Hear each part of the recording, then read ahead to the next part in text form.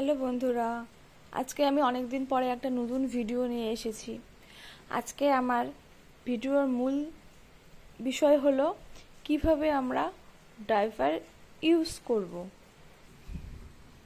কিভাবে diaper use করলে আমাদের যে বাচ্চারা আছে তাদের কোনো রকম ন্যাপি র্যাশ হবে না।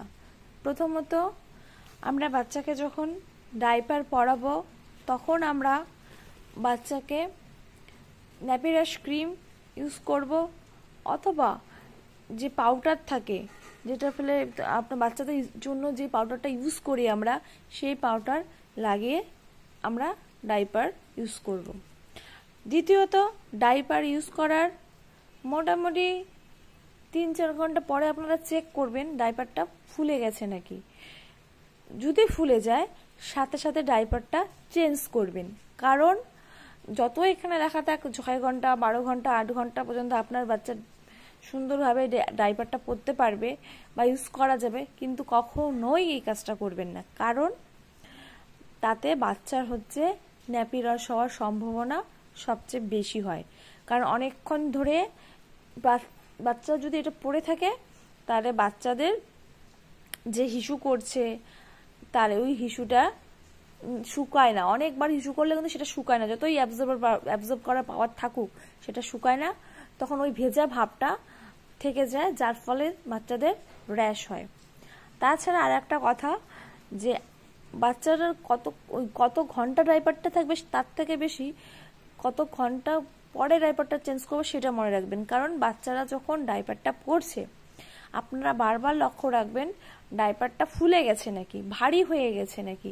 ডাইপারটা 12 ঘন্টা থাকলে পড়া সাধারণত থাকে যে 12 ঘন্টা পর্যন্ত পড়া যাবে, তাই বলে 12 ঘন্টা কখনোই পড়াবেন না। যতই ডাইপারে অ্যাবজর্ব পাওয়ার থাকুক, কিন্তু সেটার উপর নির্ভর করে না। ডাইপারের অ্যাবজর্ব পাওয়ারটা নির্ভর করে আপনার বাচ্চা যদি এখন 1 ঘন্টার মধ্যে 4-5 বার ইস্যু করে, তাহলে তো আপনাদের ওই 12 ঘন্টা পর্যন্ত ওই ডাইপার যাবে না, তাই না? তাই আপনারা দেখবেন বাচ্চারা যদি ডাইপারটা পরানোর পর যদি ভারী হয়ে যায়, দেখেন বাইরে থেকে ফুলে গেছে, অবশ্যই ডাইপারটা চেঞ্জ করেন। তারপরে যেটা বলতে চাই, আমার মতে একটা ডাইপার যতটাই হোক 5 থেকে 6 ঘন্টার মধ্যে মিনিমাম চেঞ্জ করা উচিত।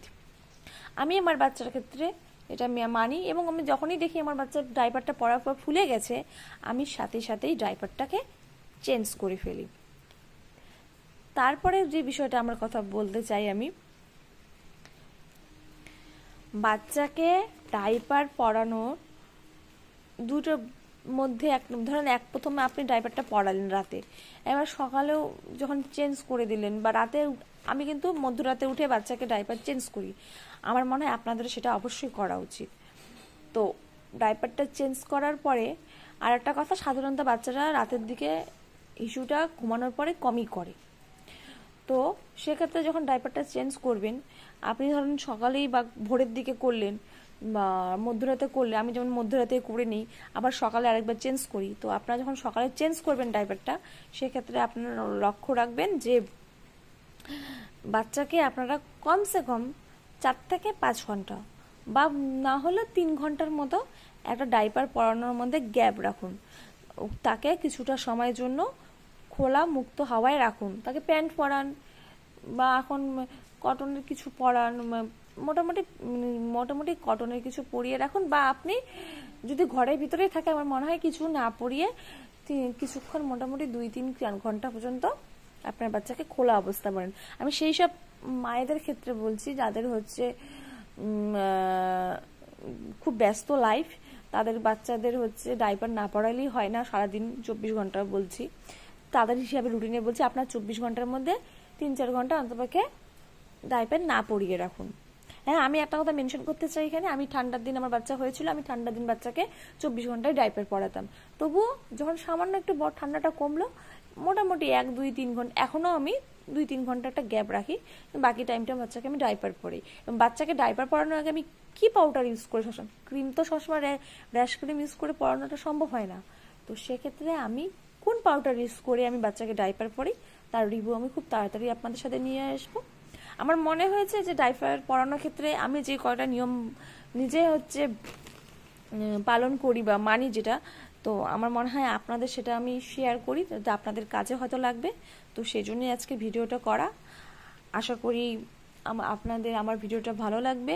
আর ভালো লাগলে প্লিজ লাইক অ্যান্ড শেয়ার করে লাইক শেয়ার এবং সাবস্ক্রাইব করে আমার পাশে থাকুন। Thank you for watching.